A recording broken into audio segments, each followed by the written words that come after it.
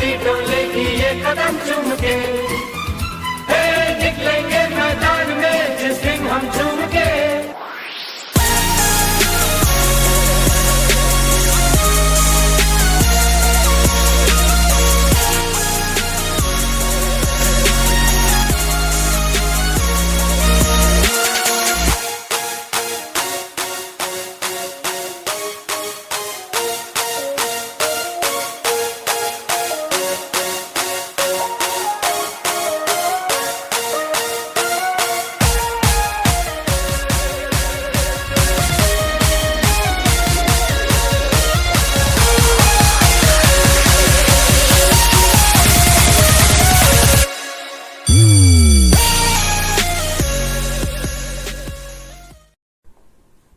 Good morning everyone, this is Professor Ram Guge and first of all I would like to welcome all of you in the in the 8th session of BSP's online spoken English course. As discussed earlier, today we are going to learn perfect continuous tense of all the present, past and future tenses, right? So that is the only tense remaining. So 3 tense along with their 9 structures. This is what we are going to learn today. But before that, I would like to show you something which is very important to get motivation from, right? आपल्याला कोणतीही गोष्ट शिकण्यासाठी कुठून तरी काहीतरी प्रेरणा मिळाली पाहिजे. त्यावेळेस आपल्याला विश्वास बसतो की हे आपल्याला शक्य आहे. गेली 10 वर्ष म्हणजे पहिलीपासून 10वी पर्यंत इंग्रजी शिकत असताना जर का 10 वर्ष शिकल्यानंतर जरी इंग्रजी बोलता येत नसेल तरी कुठंतरी आपल्याला ही मनामध्ये खंत असते की आपण 10 वर्ष एक विषय शिकतो आणि त्याच्यामध्ये बोलू शकत नाही. परंतु मी एक अशी व्हिडिओ तुम्हाला दाखवणार आहे जी व्हिडिओ आहे पानिपत हरियाणा मधली एक अतिशय दुर्गम भागामध्ये खेड्यात राहणारी मुलगी. तिचं नाव आहे जान्हवी पवार. तिला ऑलमोस्ट 13 भाषा ती 12व्या वर्षापर्यंत वयाच्या शिकलेली आहे आणि American accent, Canadian accent, Australian accent, British accent, world wide international लेवलला जेवढे इंग्रजीचे ऍक्सेंट अवेलेबल आहेत मे बी 7 ते 8 जे की पॉप्युलर ऍक्सेंट रिसिव्ड प्रोनाउन्सिएशन पासून सगळे तेवढ्या ऍक्सेंट वरती त्या मुलीची कमांड आहे. तर सर्वप्रथम लेक्चरच्या सुरुवातीला एक 5-6 मिनिटाचा तिचा व्हिडिओ बघायचा जेणेकरून की आपण जे कारण सांगतो ना की मी मराठी मीडियमचा आहे, मी ग्रामीण भागातला आहे, तिथे एन्व्हायरमेंटच नव्हतं, आजूबाजूला इंग्रजी बोललं जात नाही आणि मग त्याच्यामुळं आम्हाला जमत नाही, ह्या सगळ्या प्रश्नाची उत्तरं 6 मिनिटाचा व्हिडिओ बघितल्यानंतर तुम्हाला भेटतील. सर्वप्रथम तो व्हिडिओ बघून घ्या. त्याच्यानंतर आपण present perfect continuous tense, past perfect continuous tense आणि फ्युचर परफेक्ट कंटिन्युअस टेन्स हे स्टडी करणार आहोत. चला तर मग बघूया व्हिडिओ फर्स्ट एंड देन. दिलचस्प है क्योंकि एक ऐसी खास शख्सियत हमारे साथ मौजूद है जो लाजवाब है. 12 साल की है और 12वीं में पढ़ती है. जब वो बोलती है तो अच्छों की बोलती बंद हो जाती है. हम आपको बताएंगे वो कौन है, कहां से आई है, क्या करती है. पर उसकी सबसे बड़ी खासियत पहले बता दें आपको कि हरियाणा के एक छोटे से कस्बे में रहती है लेकिन अमेरिकन और ब्रिटिश एक्सेंट में क्या फर्क है बखूबी जानती है. न सिर्फ जानती है बल्कि समझती हैं, बोलती हैं, अपने से बड़े बड़ों को सिखा सकती हैं. भाषा पर शानदार पकड़ है. अंग्रेजी के भारी भरकम शब्दों को जानती हैं. यानी 12 साल की गुड़िया, ज्ञान की पुड़िया हमारे साथ मौजूद है जान्हवी, इंडिया की वंडर गर्ल. बहुत बहुत स्वागत जान्हवी आपका. लेकिन इससे पहले कि जान्हवी से बातचीत का सिलसिला शुरू करें, आइए आपको छोटी सी रिपोर्ट दिखाते हैं कि छोटे से पैकेट में बड़ा धमाल आखिर है क्या. And British it's hello, my name is Henry. I'm studying 12th standard and my age is 12 in American. Hello, and my name is Henry. I'm studying 12th standard. My age is 12 studying at Jebba Public School. ये है जान्हवी. पानीपत के समालखा की जान्हवी की उम्र अभी 12 साल है. जान्हवी देश विदेश की 13 भाषाओं में निपुण है, इसलिए उसे वंडर गर्ल के साथ साथ वर्ल्ड गर्ल भी कहा जाता है. उसकी फर्राटेदार ब्रिटिश और अमेरिकन इंग्लिश सबको हैरान कर देती है. जान्हवी की फ्रेंच भाषा पर भी अच्छी पकड़ है. इतना ही नहीं, 35 विषयों पर सामान्य ज्ञान के प्रश्नों के जवाब दे सकती है जान्हवी. साथ ही 50 सेकंड में विज्ञान की पीरियोडिक टेबल सुना सकती है. जान्हवी की माने तो उसने 13 भाषाओं को सीखने के लिए कहीं से कोई ट्यूशन नहीं ली. सिर्फ इंटरनेट पर उससे संबंधित वीडियो क्लिपिंग के जरिए ही उसने ये सब कुछ सीखा है. जान्हवी बड़े होकर IAS या IFS अफसर बनना चाहती है और हाल ही में जान्हवी ने देश के 8 राज्यों से आए IAS अधिकारियों के सामने अपनी स्पीच दी थी. और जब जान्हवी ने बोलना शुरू किया तो अफसर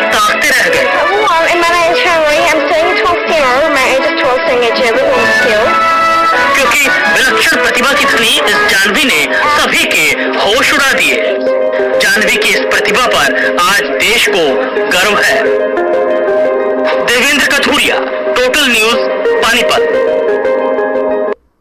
जी हाँ, देश को बहुत बहुत गर्व है जाह्नवी पर। जाह्नवी सब हमारे साथ है। जाह्नवी, बहुत बहुत स्वागत। कैसा लग रहा है आपको?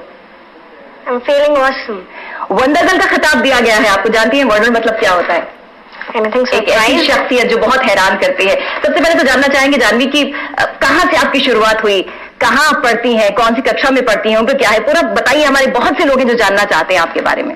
अपने एक्सेंट में या फिर हिंदी आप में? पहले हिंदी भाषा में बताइए, आप कहाँ की रहने वाली हैं, कौन सी क्लास में पढ़ती हैं? मेरी एज 12 है। मैं 12th स्टैंडर्ड में स्टडी करती हूँ।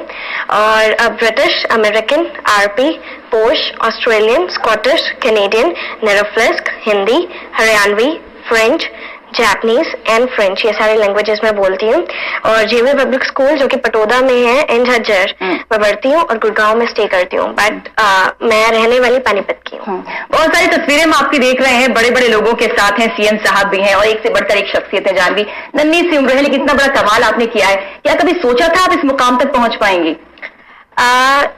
मैंने सबसे पहले जब स्टार्टिंग की थी उस टाइम एम तो लेके चला था कुछ ऐसा, बट इतना ज्यादा वो नहीं था, इतना ज्यादा होप की नहीं थी कि वहां तक पहुंच पाऊंगी, बट पहुंच गई। That's my pleasure. ये आपके दिमाग में कैसे आया कि मैं अंग्रेजी पहले जानूं और उसके बाद अमेरिकन और ब्रिटिश जो एक्सेंट है वो इस तरह से अपनाऊं? ये क्या गलत थी या अचानक से हो गया? क्या आपके दिमाग में? एक्चुअली मैं शुरू से ही लोकल स्कूल में पढ़ी थी। अप टू 10th मैंने एक विलेज का स्कूल था, वो है था तो प्राइवेट ही, बट विलेज का स्कूल था। एंड स्टूडेंट्स वहाँ पे ज्यादातर हिंदी भी अच्छे से नहीं बोलना जानते थे। तो वहाँ पे व्हेन आई वाज 5.5 तो मैंने एनुअल फंक्शन में अपने स्कूल की एंकरिंग की थी। और करने के बाद एक जो गूगल बॉय है कौटिल्य पंडित, उनके फादर स्टेज पे आए। He was as a guest of honour annual function में। वो स्टेज पर आए, उन्होंने कहा ये लड़की एक दिन कुछ ना कुछ करेगी। इंग्लिश तो आती थी उस टाइम तक, बट ज्यादातर पर्सन जो कि मिलने आते थे उन्होंने ये कहना शुरू कर दिया था कि आप किसी भी हाई स्कूल में जाएंगे, यहाँ इस स्कूल तक ये तो ठीक है कि आपको इंग्लिश आती है, यहाँ तक तो है ये एक सरप्राइजिंग थिंग, चाहे किसी के लिए भी हो, कि आप इतनी सी एज में इंग्लिश बोल रही हैं। लेकिन अगर आप बाहर जाएंगी, आप हाई स्कूल्स में जाएंगी, तो वहाँ पे तो नर्सरी एलकेजी क्लास के भी स्टूडेंट्स इंग्लिश बोलते हैं। सो आपके पास क्या स्पेशल है?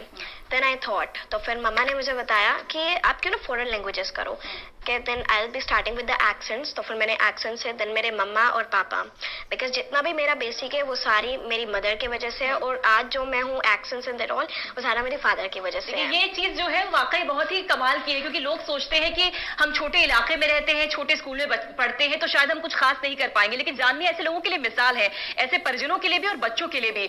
जाह्नवी, पहले तो आपकी जो ये विशेषता है, अमेरिकन और ब्रिटिश लैंग्वेज आप बहुत अच्छे से बोलती हैं, पहले तो ये बोलकर सुनाइए। What? I mean, what I speak in American accent. आप दोनों में कुछ भी, जैसे आप न्यूज एंकर बनना चाहती हैं, हमने ये भी सुना है कि आप बहुत बखूबी सुनती हैं बीबीसी न्यूज। पहले तो आप अमेरिकन में और ब्रिटिश लैंग्वेज में आप न्यूज पढ़कर सुनाइए, कुछ भी जो आप। Okay. Let me start with the BBC. बिल्कुल। All right. Good evening, welcome to the evening time. You're watching BBC News with me, and this is Global. I'm Jahnvi Pawar with you on BBC. I'm getting the first headline. Pink here is the Canada wildfire. The Canada wildfire appeal joining from Canada only. John, what do you think there? Because have you ever made a video? And making the video, what were you feeling? Because you are at the neighborhood society. So what do you think there? Were there any of the circumstances because of which the wildfire was there? Now a different person is there, and the anchor is joining from for that person from Canada. So tell me, I didn't think so that here most of the persons are being crying because there was the parole which we are getting, and most of the persons are crying that is their mom out or the kids, their children. So everybody is crying, but near about 8,800 people according to your survey, and BBC survey, we're going for the survey at the Canada wildfire. Thank you very much, Joe. So the real news about Canada wildfire will be soon joining with you. We're taking a little break here. We'll soon return to a break on BBC One News. This is Global. बहुत अच्छा, ये आपने British accent पे आपने बताया। अब American accent में बोल के जरा बताइए। ओके मित्रांनो, तुम्ही व्हिडिओ पाहिली। एकंदरीत मला तो व्हिडिओ दाखवण्यामागचा उद्देश हाच होता की आपण जे कारण देतोय की आम्ही ग्रामीण भागात राहतो, आमच्याकडं मराठी मीडियममध्ये आम्ही शिकलोय, आमच्याकडं सगळं मराठीमधनंच होतं, तर ह्या सगळ्या प्रश्नांची उत्तरं इनडायरेक्टली त्या व्हिडिओच्या माध्यमातून देण्याचा या ठिकाणी मी प्रयत्न केलेला आहे। आता आपण आपला जो आजचा विषय आहे की आपल्याला BSPच्या ऑनलाईन स्पोकन इंग्लिश कोर्सचा 8वा दिवस आज आहे आणि 8व्या दिवसाच्या अनुषंगानं टेन्सेसचा आजचा शेवटचा पार्ट आहे. आज आपले सगळे टेन्सेस संपणार आहेत. तर आता present perfect continuous tense, past perfect continuous tense आणि फ्युचर परफेक्ट कंटिन्युअस टेन्स हे 3 टेन्स आपल्याला आज शिकायचे आहेत. चला आता सुरू करू आपण टेन्सेसला. तर okay, present perfect continuous tense formula काय असतो. Now just look at the formula, you will get to know what kind of sentence structure is expected for using present perfect continuous tense, and then we will try to understand what is the context for using this tense while communicating with other people. So first of all, subject have or has. have आणि has मधला फरक माहिती आहे. Third person singular म्हणजे ही, शी, it किंवा मुलाचं नाव, मुलीचं नाव हे एवढ्यापैकी कुठलाही वाक्याचा करता असेल तर आपल्याला हॅज वापरायचं आहे, बाकी इतर ठिकाणी हॅव वापरायचं आहे. ठीक आहे. बीन घ्यायचं पुढं. V4 सगळ्याला मी सांगितलेलं आहे, क्रियापदाचं चौथं रूप आणि त्याच्यानंतर ऑब्जेक्ट. ठीक आहे. तर हा फॉर्म्युला आहे आणि खालचे वाक्य सगळे ह्या फॉर्म्युल्यावरती बनवलेले आहेत. म्हणजे वाक्यरचना कशी करायची फॉर्म्युल्यानुसार समजतं आणि वाक्य कुठल्या कॉन्टेक्स्टमध्ये वापरायचं ते युसेज म्हणून तिथे एक नोट दिले, ते समजून घेतल्यानंतर आपल्या लक्षात येतं की या सिच्युएशनमध्ये कुठला टेन्स वापरून बोललं पाहिजे. तर आता कॉन्टेक्स्ट समजून घेऊ. To indicate an action which started in the past and is still going on. Okay, simple. First I will explain in English and then Marathi. Okay, the action started in the past, it is going on in the present, and it will go on in the future also.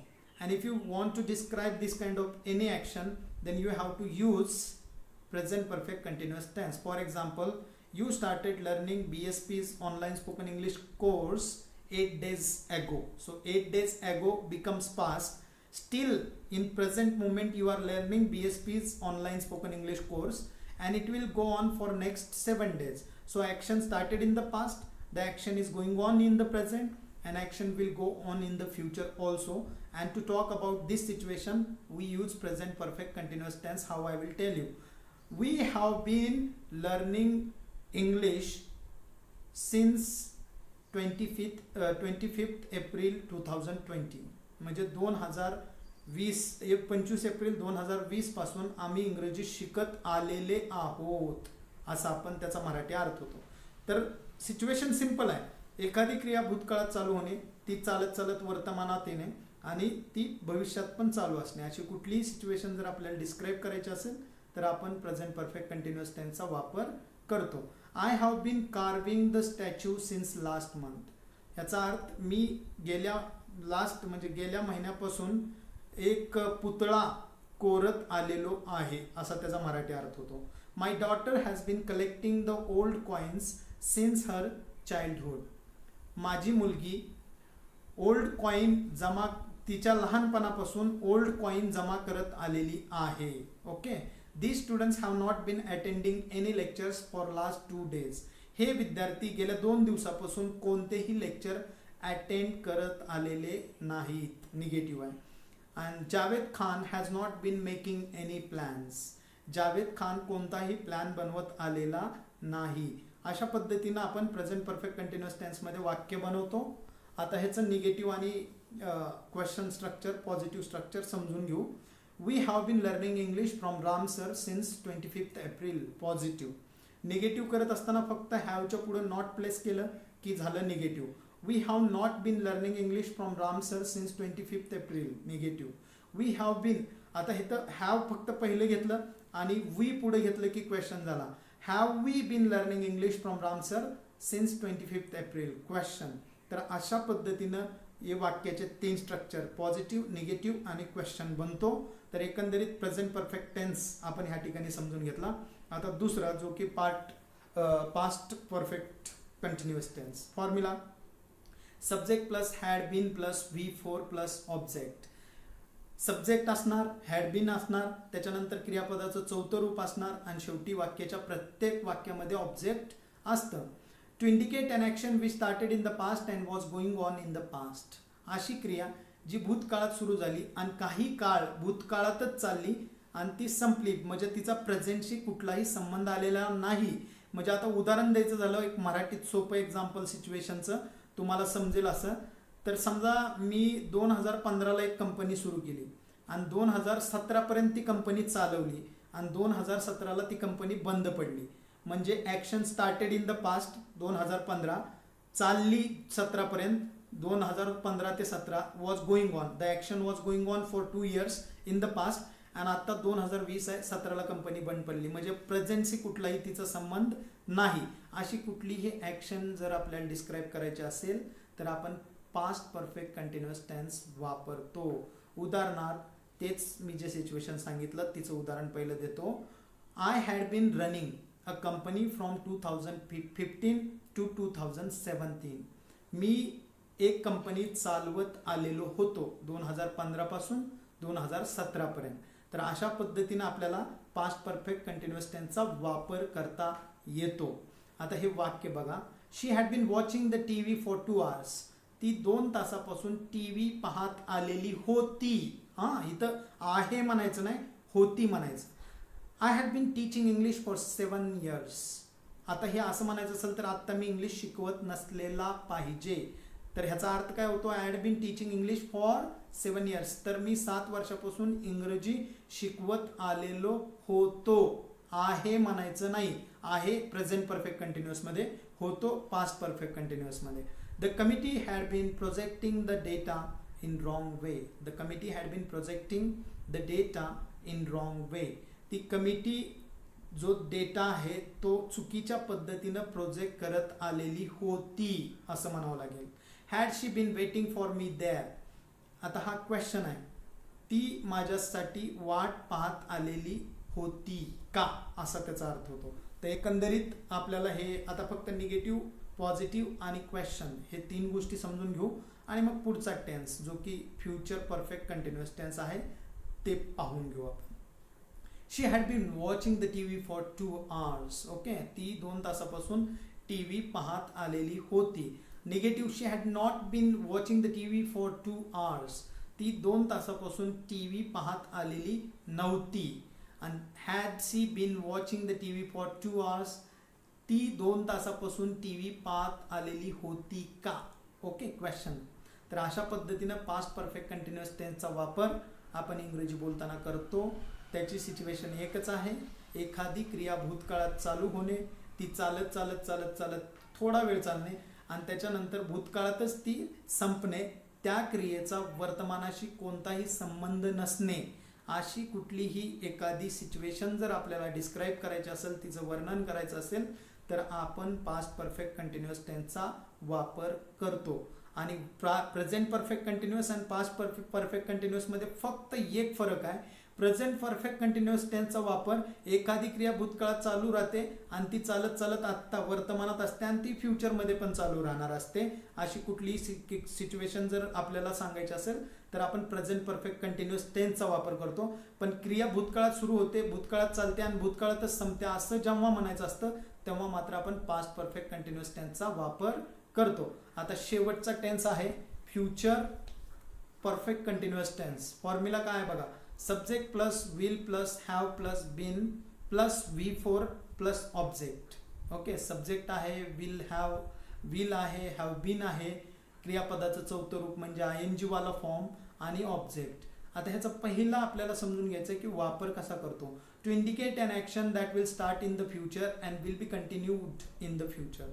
अशी एखादी क्रिया जी भविष्यात चालू होईल आणि भविष्यात चालू राहील. ती कधी संपेल वगैरे भविष्याबद्दल we don't know anything about that, but it will start in future and it will go on in the future. Right, भविष्यात चालू होणे, भविष्यात कंटिन्यू चालू असणे.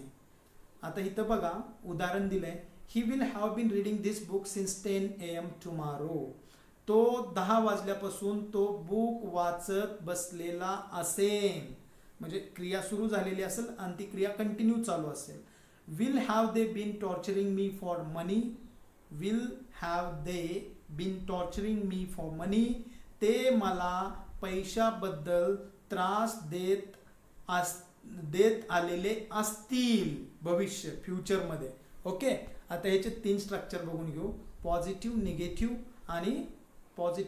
आणि question. We will have been working in MNC. MNC म्हणजे multinational companies. We will have been working in MNC. समजा आता तुम्ही 10वीला आहात, 5 वर्षांनी तुम्ही ग्रॅज्युएट झाले आणि ग्रॅज्युएटच्या नंतर जर तुम्हाला मल्टीनॅशनल कंपनीमध्ये तुमचा जॉब चालू असेल असं म्हणायचं असेल, आमचा job we will have been working in MNC. भविष्यात आम्ही मल्टीनॅशनल कंपनीमध्ये काम करत असू, म्हणजे काम चालू असेल. We will have not been working in MNC. आम्ही भविष्यात मल्टीनॅशनल कंपनीमध्ये काम करत असलेले नसू. Okay, will we have been working in MNC. भविष्यात आम्ही मल्टीनॅशनल कंपनीमध्ये काम करत असू का, प्रश्नचिन्ह आहे. बरोबर. तर अशा पद्धतीनं आपल्याला 3 स्ट्रक्चर, म्हणजे टोटल आज आपण 9 स्ट्रक्चर, प्रेझेंट परफेक्ट कंटिन्युअस टेन्सचे 3, पास्ट परफेक्ट कंटिन्युअसचे 3 आणि फ्युचर परफेक्ट कंटिन्युअसचे 3, म्हणजे 9 स्ट्रक्चर, 3 टेन्सेस आणि 3 वेगवेगळ्या सिच्युएशन, इतकं आपण आज समजून घेतलेलं आहे. तर आजच्या पुरतं एवढंच. उद्या परत भेटू. उद्या जरा नवीन लेक्चर असेल. आता टेन्स संपलेला आहे. एकंदरीत आपण part of speech plus tenses अतिशय रेकॉर्ड टाईममध्ये आपण सगळा ग्रामरचा मेजर पोर्शन कंप्लीट केलेला आहे. आता याच्यानंतर ज्या राहिलेल्या गोष्टी आहेत, ज्या की स्पीकिंग स्किल्सशी जास्त रिलेव्हंट आहे. चांगले इंग्रजी बोलण्यासाठी मॉडल वर्ब्स आपल्याला आले पाहिजे, फ्रेझल वर्ब्सचा वापर कसा करायचा हे समजलं पाहिजे. पुढचे काही लेक्चर त्याच्यावरती असतील. आणि एकंदरीत तुम्ही फक्त डिमोटिवेट होऊ नका, कारण तुम्हाला मी जे आज व्हिडिओ पाठवला आहे तो एवढ्याचसाठी की एखादी मुलगी पानिपतमध्ये, पंचकुला डिस्ट्रिक्टमध्ये कुठल्या तर छोट्याशा गावामध्ये शिक्षण घेऊन जर अमेरिकन सोबत 8 ॲक्सेंटमध्ये परफेक्ट आणि 13 भाषामध्ये वयाच्या 12व्या वर्षी परफेक्टली बोलत असेल, तर आपल्याला फक्त एकच स्टेप क्रॉस करायची आहे की न्यूट्रल साधं सुद्धा इंग्रजी बोलायला शिकायचं आहे. आणि हे आपल्याला नक्की जमणार. फक्त तुम्ही प्रयत्न करा. Definitely I am there to help you. आणि हा BSPचा ऑनलाईन स्पोकन इंग्लिश कोर्स तुमच्यासाठी, त्या फक्त तुमच्या प्रॉब्लेम, ज्या तुमचे जे प्रॉब्लेम आहेत इंग्लिश संदर्भातले, ते कुठंतरी डील करता यावे म्हणून ह्या कोर्सचं आयोजन केलेलं आहे. आणि तुम्ही या कोर्सचा भरपूर सराव करा, वाचा नोट्स दिलेल्या आणि त्यातनं एक्सरसाइज सोडवा. आजच्या पुरतं एवढंच. मी आज इथं थांबतो आणि उद्या परत आपण भेटू. नवीन टॉपिक, नवीन एनर्जी, नवीन ऊर्जा. तत्पूर्वी मी तुमची रजा घेतो. Thank you so much. धन्यवाद.